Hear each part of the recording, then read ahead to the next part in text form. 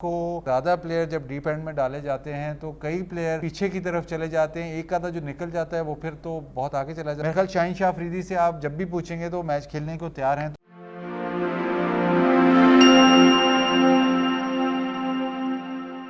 बिस्मिल्लाहिर्रहमानिर्रहीम, अस्सलाम वालेकुम दोस्तों, शाहजेब अली आपके साथ। मेरे साथ इस वक्त मौजूद हैं, वैसे तो टेस्ट क्रिकेटर हैं लेकिन आजकल क्रिकेट कमेंटेटर के नाम से जाने जाते हैं, बाजिद खान हमारे साथ मौजूद हैं। अस्सलाम वालेकुम बाजिद भाई।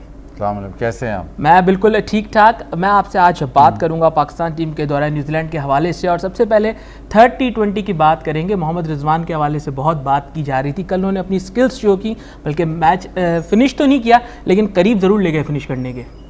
हाँ देखिए, उसको बैक किया गया एज ओपनर और जो उसने इनिंग्स खेली जाहिर है वो मतलब उसमें तो कोई डाउट नहीं है कि वो कितना ज़बरदस्त खेले, लेकिन ओवरऑल अगर आप देखें तो ज़्यादा जो बात हो रही है वो टीम कॉम्बिनेशन में। आई थिंक T20 क्रिकेट अब ऐसी मतलब तो उसमें थोड़ी सी डेटा और साइंटिफिक अप्रोच भी चाहिए। आप कितने एक्यूमुलेटर्स खिलाते हैं और कितने पावर हिटर्स खिलाते हैं वो बहुत ज़रूरी है। बाबर आजम क्योंकि वो इस सीरीज़ में नहीं, बाबर आजम का जो रोल है वो T20 में स्पेशली वो एक ही मतलब आप एक वैसा प्लेयर आप टॉप ऑर्डर में अफोर्ड कर सकते हैं। तो अब देखना ये होगा कि ज़ाहिर है बहुत अच्छी इनिंग्स रिजवान ने खेली, लेकिन अब अगर जब बाबर आजम T20 में वापस आएंगे तो आया कि वो कंटिन्यू करेंगे रिजवान के साथ और बाबर रिजवान ओपन करेंगे, या वो यही स्ट्रैटेजी होगी कि एक पावर हिटर और एक ऐसा प्लेयर जो मतलब एक क्यूमुलेटर। एग्जैक्टली मेरा नेक्स्ट क्वेश्चन यही था कि क्या ये दोनों, अच्छा आपने डोमेस्टिक क्रिकेट में कमेंट्री की, नेशनल T20 में थ्रू आउट कमेंट्री की, अब्दुल्ला शफीक को हमने मौका ज़रूर दिया, जीशान मलिक एक और प्लेयर थे, नॉर्दर्न से खेल रहे थे, बड़ा कंसिस्टेंटली परफॉर्म कर रहे थे और तगड़ा खेलते हैं, उनको अब तक हमने नहीं देखा। क्या समझते हैं ओपनिंग में हमारे पास ऐसा कौन सा टैलेंट है कि अगर फ़खर नहीं चलता तो बाबर के साथ वो ओपन कर सकें? देखिए इस वक्त तो आप ज़ाहिर है हैदर अली को ही देखेंगे, उनको PSL में ऑल्दो वो निचले मिडिल ऑर्डर में खेले, लेकिन वैसे तो ये ओपन ही करते हैं, अंडर-19 वर्ल्ड कप में भी ओपन करते हैं।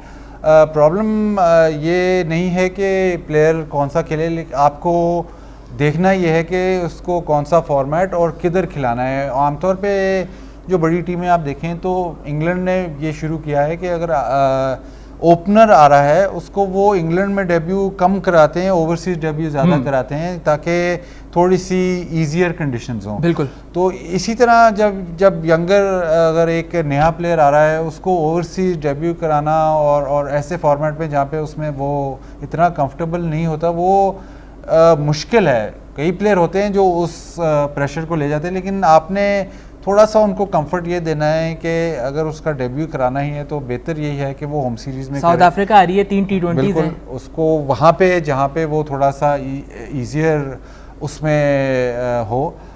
दूसरा मेरे ख्याल से PSL में 2-3 प्लेयर और थ्रो अप हुए थे जो शायद अब थोड़ा से पीछे, जीशान अशरफ ऐसे प्लेयर थे जो हमें लग रहा था कि शायद वो एक्सेल करें। थोड़ा सा नेशनल T20 के बाद कंसिस्टेंसी शो नहीं की उन्होंने, कंसिस्टेंसी शो नहीं की, लेकिन मेरा ये बिलीव है शायद थोड़ा सा अब आउटडेटेड है, लेकिन इवन T20 क्रिकेट या कोई भी फॉर्मेट हो तो जो प्लेयर 3-4 साल या 3-4 टूर्नामेंट कंसिस्टेंटली परफॉर्म करे उसको फिर आपने ब्लड करना है इन द पाकिस्तान टीम। इसी तरह फर्स्ट क्लास क्रिकेट में भी अगर जो प्लेयर 3-4 सीज़न कंसिस्टेंटली परफॉर्म करे तब वो ब्लड होए।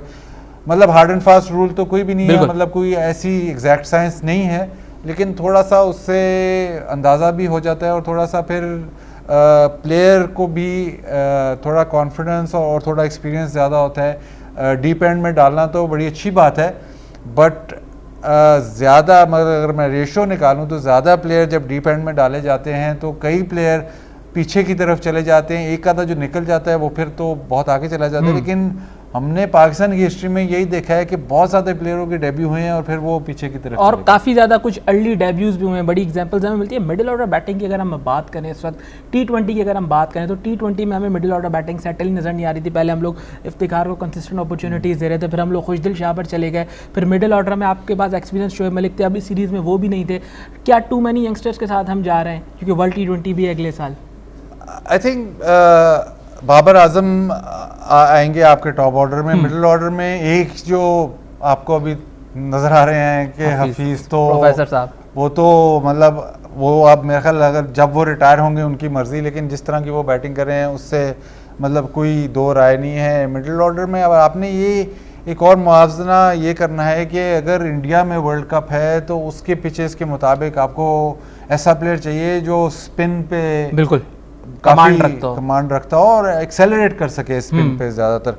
शोएब मलिक की मतलब बतौर मतलब पिछले कोई 6-8 महीने से परफॉर्मेंस उस तरह से नहीं है कि वो ऑटोमेटिक चॉइस हो। तो अगर आप मूव ऑन करते हैं तो फिर आपके पास कौन सी ऐसी ऑप्शंस हैं? आई थिंक खुशदिल शाह पे आपने थोड़ा सा इन्वेस्ट किया है, तो मेरे हिसाब से थोड़ी डेवलपमेंट उनकी ये होनी चाहिए कि ऑफ साइड पे भी वो शॉट्स मार सकें। जो 360 प्लेयर है या जो पावर हिटर है उसके अगर दोनों साइड्स पे ऑप्शंस हों तो वो ज़रा मुश्किल हो जाता है।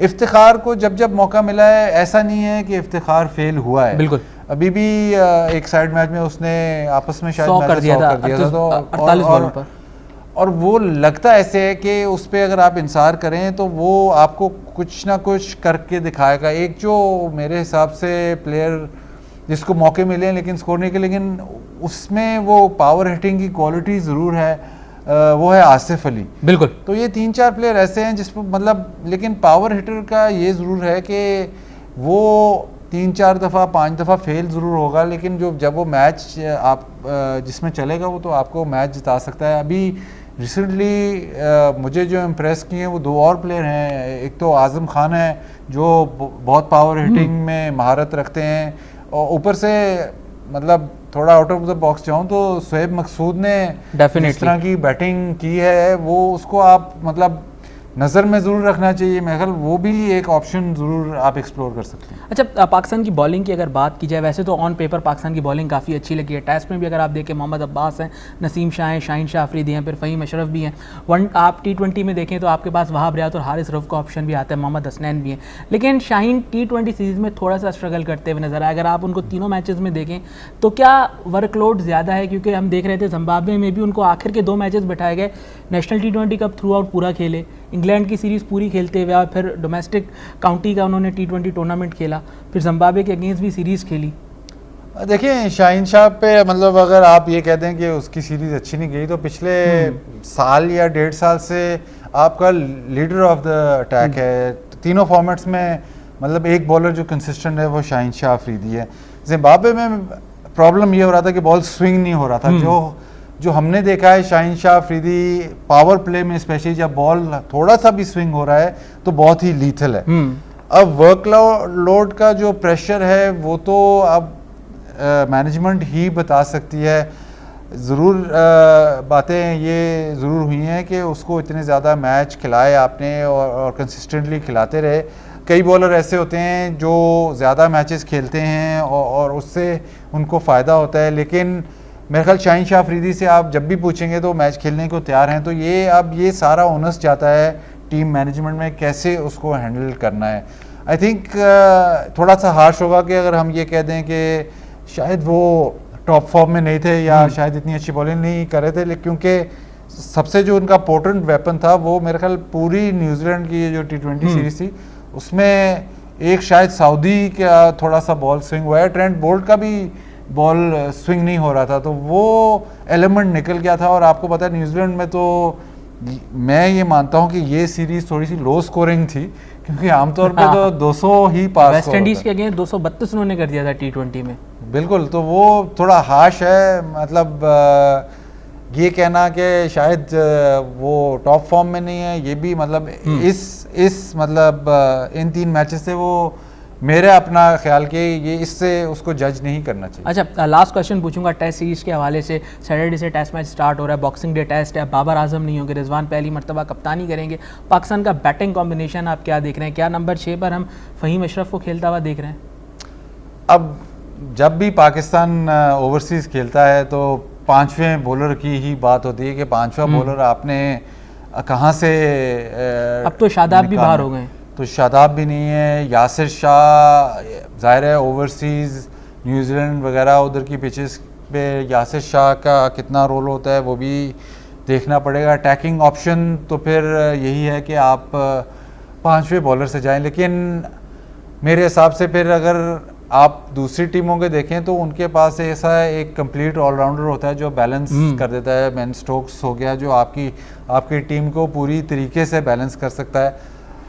फ़हीम अशरफ का सवाल मुझे सिर्फ जो डाउट ये आता है कि एक स्किल, अगर आप स्ट्रोक्स की बात करें तो वो बैटिंग की स्किल पे, चाहे वो बॉलिंग नहीं कर रहे हैं, बैटिंग की स्किल पे वो टॉप 6 में आते हैं।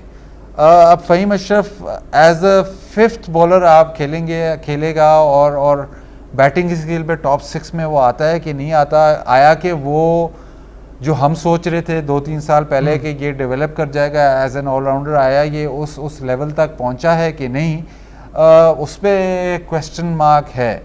अगेन मैं यही सोचता हूँ कि अगर आपकी कॉम्बिनेशन में ज़बरदस्ती अगर आपने ऑलराउंडर खिलाना है कि जी ऑलराउंडर खिलाना ही खिलाना है और वो आपको 10 ओवर करके देगा या 12 ओवर करके देगा दिन में, तो फिर ऐसा क्यों नहीं है कि आप फवाद आलम से 10-15 ओवर करा लें। अगर आपने RSL भी कर लेते हैं, अगर आपने बॉलर्स को रेस्ट कराना ही है तो फिर वो भी ऑप्शन एक्सप्लोर। अच्छा, हुसैन तलत एक अच्छा ऑप्शन हो सकते थे, उनको रखा नहीं गया। पाकिस्तान शाहीन्स के साथ T20 में भेज दिया है, डबल सेंचुरी बनाकर गए थे, 250 रन की इनिंग्स खेली थी, बॉलिंग वो भी कर लेते हैं। देखिए ये ऑप्शंस हाँ एक्सप्लोर, लेकिन अभी प्रीमेच्योर है। आई डोंट थिंक कि एक इनिंग्स या एक परफॉर्मेंस पे आप उसको टेस्ट मैच खिला सकते हैं। वाइट बॉल में आप उसको खिला रहे हैं, but for him to take that next step तो आपको उसको 1 सीज़न 2 सीज़न कंसिस्टेंटली परफॉर्म करना पड़ेगा। ये जो लंबी क्रिकेट है उसमें आपको अपनी बैटिंग का खुद अंदाज़ा तभी होता है जब आप लंबे रन्स करते हैं, फिर आपको अपनी बैटिंग की स्ट्रेंथ का पता चलता है। तो उसमें रन्स बनाना या इवन बॉलिंग किस तरह करनी है इतना आसान नहीं है। तो अभी ऑप्शन तो ज़रूर है, लेकिन मेरे ख्याल अभी प्रीमेच्योर होगा उसको टेस्ट। अच्छा, लास्ट कमेंट चाहूँगा, Mohammad Rizwan as a captain in first test match. I think अच्छा, मैंने जितना भी देखा है रिजवान को कप्तानी करते हुए, उसने कप्तानी ठीक की है। नेशनल T20 में कप्तानी की या पाकिस्तान एक ही काफ़ी कप्तानी की है, तो वो बज़ाहिर, ज़ाहिर है हम तो ग्राउंड में नहीं होते, लेकिन बज़ाहिर ऐसे लगता है कि वो जानता है किस तरह टीम चलानी है। ये जो इसने मैच विनिंग परफॉर्मेंस की है, इससे भी इसको ज़रूर थोड़ी एज मिलेगी। और मेरे हिसाब से टीम मैनेजमेंट जो है उसको कंसिस्टेंटली बैक कर रही है। इंग्लैंड में बहुत अच्छा खेला है, टीम मैनेजमेंट भी उसके साथ है, तो वो सारा मतलब कॉन्फिडेंस और वो बैक हो रहा है, तो कप्तानी वो अच्छे करेगा। अब वो उस न्यूजीलैंड में सख्त टेस्ट मैच में रिजल्ट कैसे आता है और किस तरह वो अपने बॉलिंग यूनिट को कंसिस्टेंटली बॉलिंग कराता है और प्रेशर एक सस्टेन करता है, वो देखना पड़ेगा। ठीक है, thank you so much Basit.